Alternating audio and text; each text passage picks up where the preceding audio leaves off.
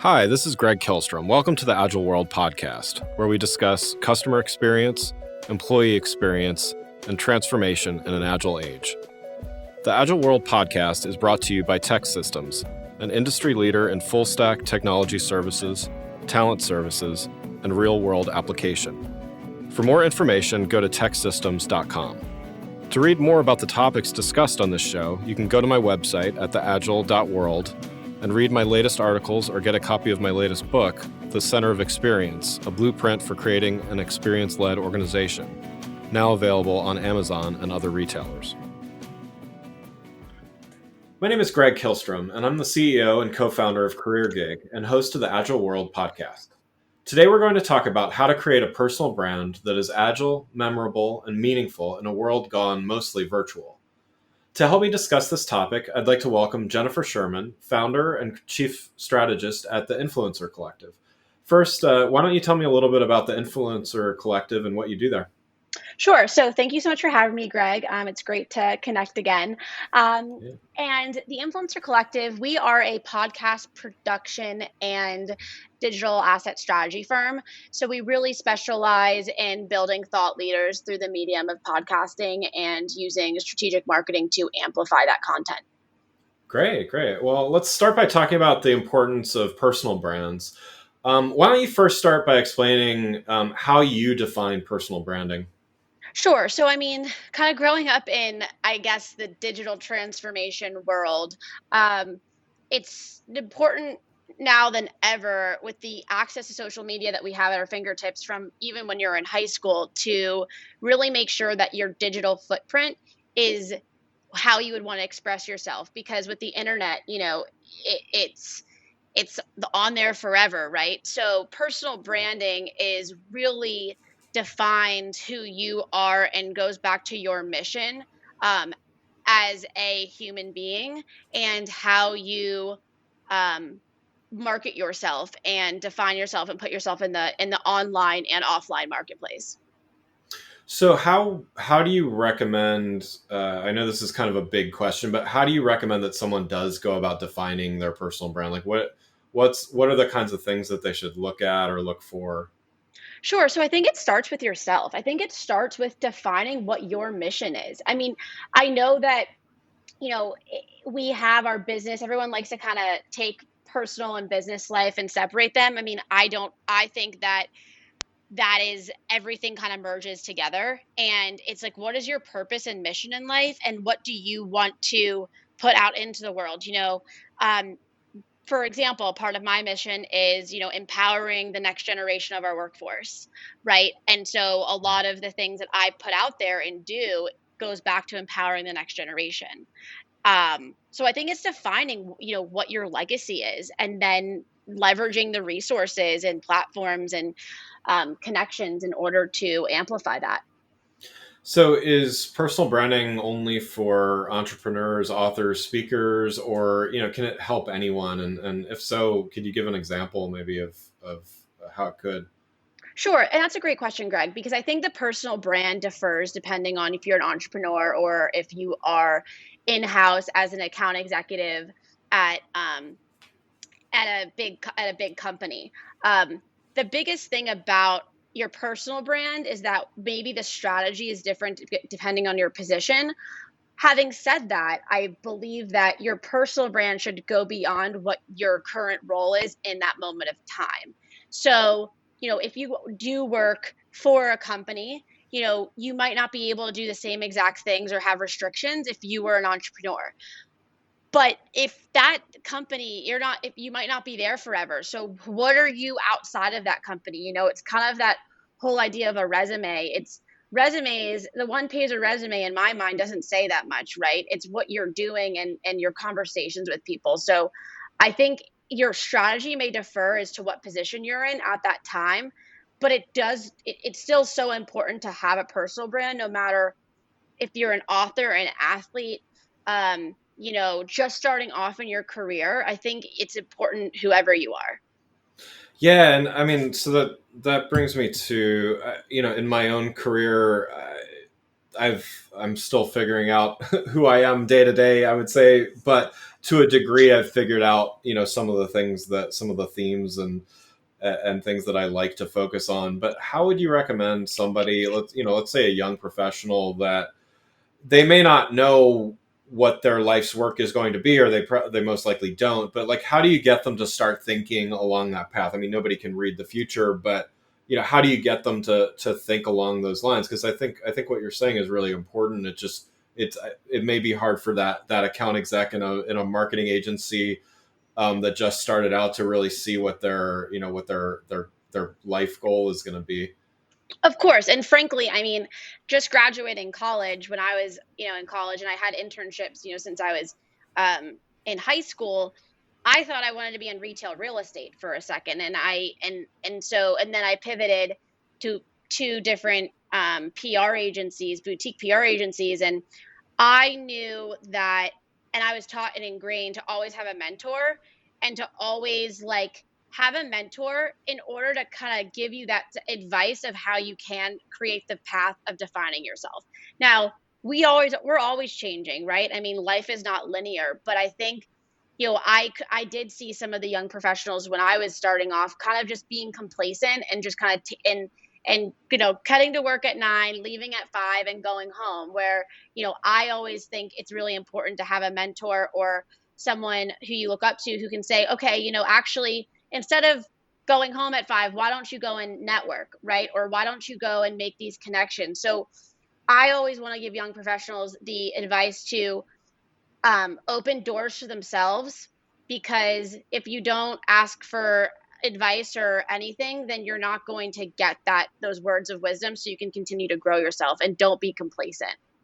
Yeah, I like that. I also like that, what you touched on with the mentors being sort of the objective third party of, you're living your life day to day, and chaos may or may not ensue on a daily basis, but that mentor or that third party can kind of take a bit of a step back and see the trends and point out some things. So I mean, I certainly have relied on that myself. You have a podcast of your own, the Influencer Collective show. What's your goal with that show? Sure. So, I started a podcast called A Dose of Your Future about 2 years ago, probably over 2 years ago at this point. And then, highlighted and interviewed some really interesting people, you being one of them, Greg. And I realized that there was a disconnect between A Dose of Your Future and my company, the Influencer Collective. I don't think people saw them as an entity together. So recently we rebranded A Dose Your Future to be the Influencer Collective show.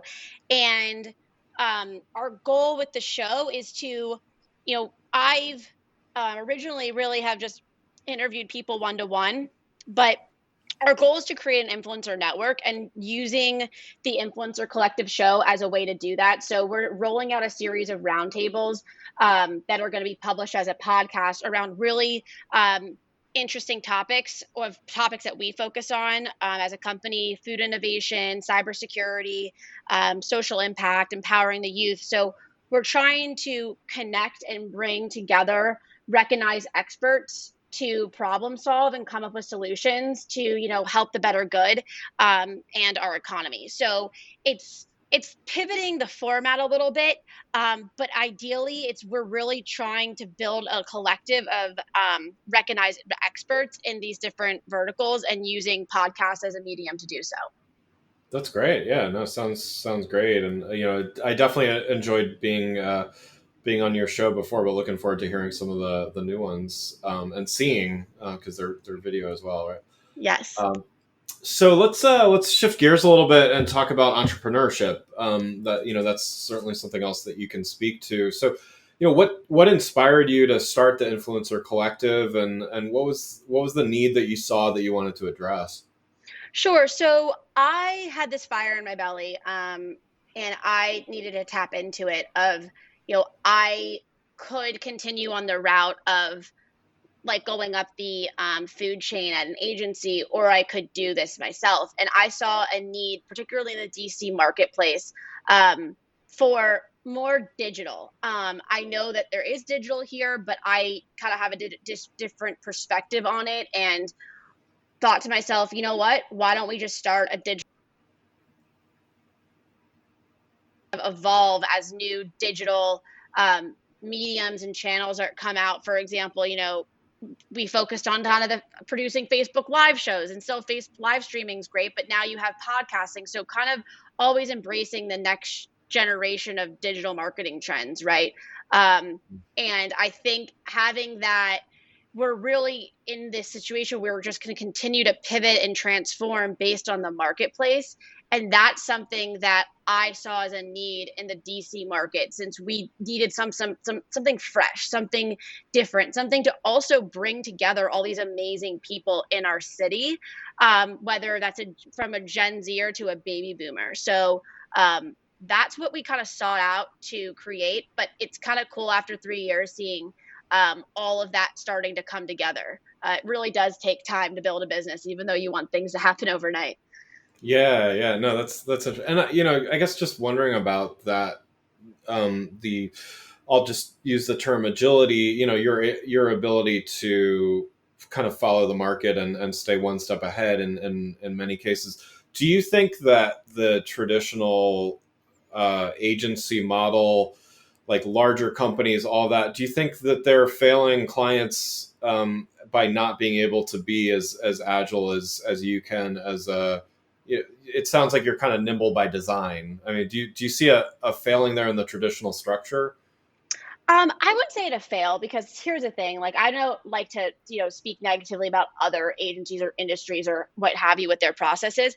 I think that there is definitely a need for the old school meets new school. So it's more so, how can the influencer collective work with a big agency to bring some of our, intellect and knowledge to a strategy for a client? Because most likely a lot of bigger companies, and some companies in general, bigger or smaller, are used to that traditional model and they feel comfortable there. So I think it's more so, how can old school meet new school, and we're the new school boat understanding the old school, so how can we all work together?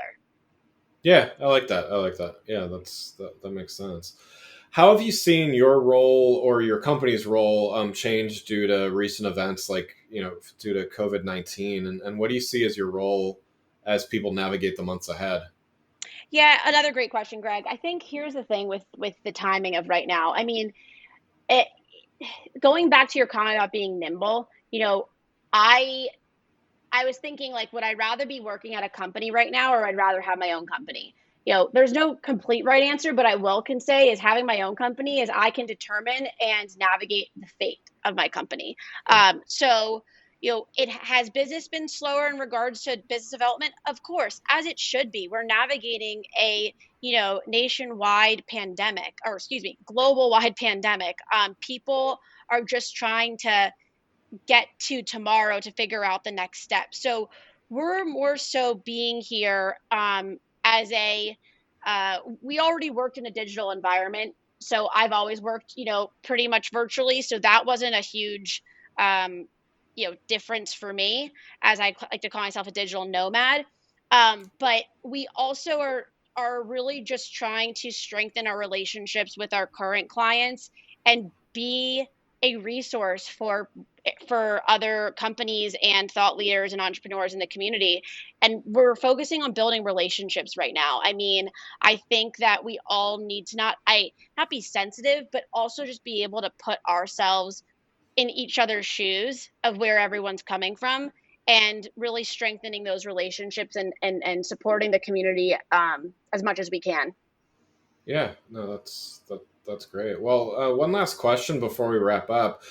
What lessons would you share for someone that's considering, either getting out on their own, starting their own company, or, becoming a freelancer for the first time or something like that?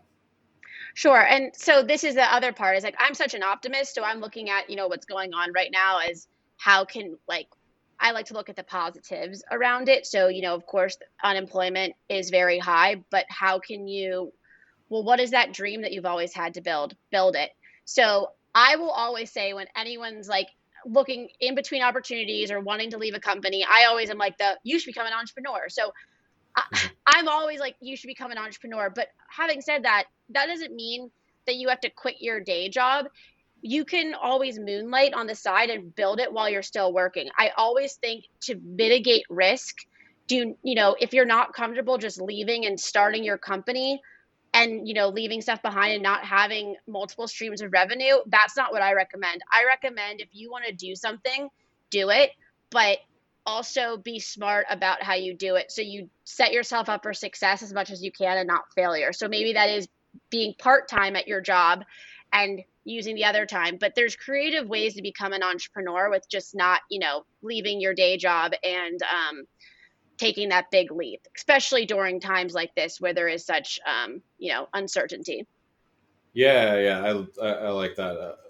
Kind of basically finding some way, whatever it might be, to have some kind of runway of, well, what if it's not even failure? It's what if it just doesn't take, it takes a little bit longer than you anticipated to Exactly. take off. Yeah. Exactly. And that happens, right? I mean, it's funny because I'm looking back on, the past 3 years, and I've just been kind of on a hamster wheel, just, taking, having clients and stuff. And now it's like the pandemic has made me realize, wait, this is the direction of the company. It's been sitting right here this whole time. Now let's continue to build it. So I think we're also in a sense of great clarity at the moment because we've had to slow down. So that's just something that I hope people are really cherishing and taking in, is the slowing down.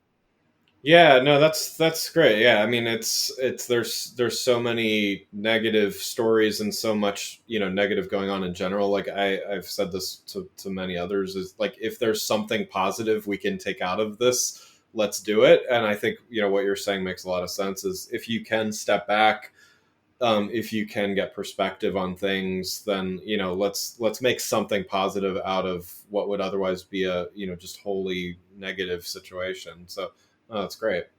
Exactly. Well, Jennifer, thanks so much for joining the show. For those listening, what's the best way for them to keep up with what you're doing?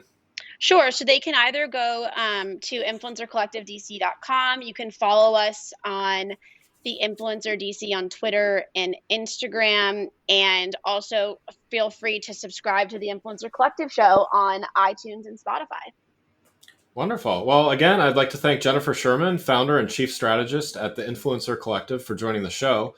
To learn more about both customer and employee experience, I recommend you go to my website at gregkillstrom.com and make sure to check out my latest book, The Center of Experience. More information is available on my website or wherever the book is available, like Amazon.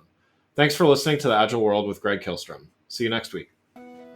Thanks again for listening to the Agile World podcast, brought to you by Tech Systems. I'm your host, Greg Killstrom. You can learn more and get a copy of my latest book, The Center of Experience, from my website at theagile.world or on Amazon or other retailers. Until next week, stay agile.